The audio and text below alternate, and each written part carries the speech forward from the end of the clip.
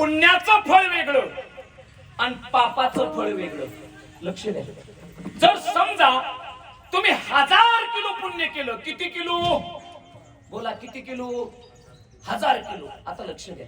जर तुम्ही 1000 किलो पुण्य केलं आणि 200 किलो पाप केलं, किती किलो? 200. ऐका नाही, 1000 किलो पुण्य आहे आणि 200 किलो पाप आहे. 1000तनं 200 वजा केलं, किती राहिलं?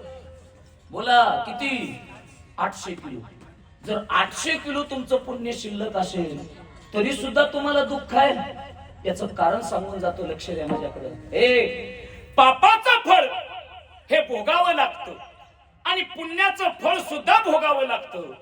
ज्या दिवशी तुमच्या दुःख येतं त्या दिवशी समजून जायचं आता आम्ही पापाचं फळ भोगतोय, आणि ज्या दिवशी सुख येतं त्या दिवशी समजून जायचं आता आम्ही पुण्याचं फळ भोगतोय. विठ्ठल विठ्ठल.